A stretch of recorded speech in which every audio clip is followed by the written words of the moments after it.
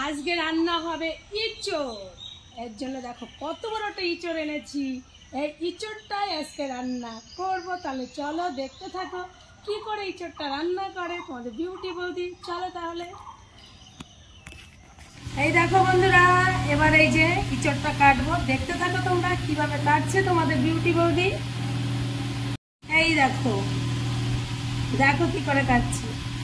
আর বিশেষ করে একটা কথা কি বলতো বন্ধুরা, আমার নিজের ক্যামেরা নিজেরই ধরতে, আমার ধরার কেউ নেই। এই জন্য খারাপ হোক ভালো হোক নিজেই করি সব কিছু। ঠিক আছে, তাহলে দেখতে থাকো কি করে কাটছি।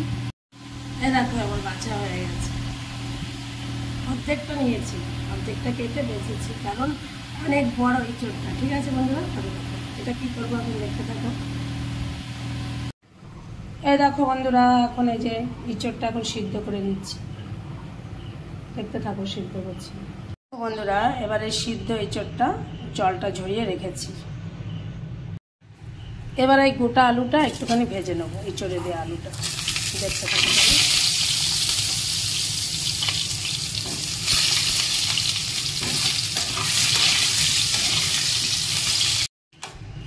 এবার এই যে সর্ষের তেলটা গরম হয়ে গেছে, এর মধ্যে যে গোটা শুকনো লঙ্কা দিয়ে দিলাম, ভাজা ভাজা হলে এই যে দিয়ে দিলাম।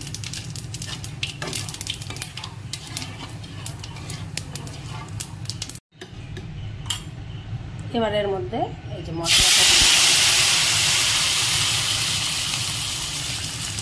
মশলাটা দিয়ে ভালো করে একটু ফ্রাই করে নেব। দেখুন বন্ধুরা, মশলার কালারটা কত সুন্দর এসেছে। এর মধ্যে আদা, জিরে, শুকনো লঙ্কা, কাঁচা লঙ্কা, রসুন, পেঁয়াজ পেস্ট করে নিয়ে দিয়েছি। দেখো যখন মশলাটা গাটা ছেড়ে দেবে তখন আমি ইঁচড়টা দিয়ে দেবো, দেখতে থাকো তাহলে। এবার আমি ইঁচড়টা দিয়ে দিলাম আর ভাজা করে আলুটা দিয়ে দিলাম। এবার আমি এর মধ্যে কাঁচা চৈঝালটা দিয়ে দিলাম। ওই চৈঝালটা দিলে একটু স্বাদ আসবে ভালো। এবার গরম করা জলটা দিয়ে দেবো।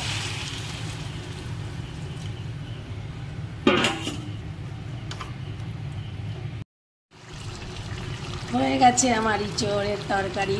এবার দেখো সবার শেষে একটু গরম মশলা দিয়ে দেবো।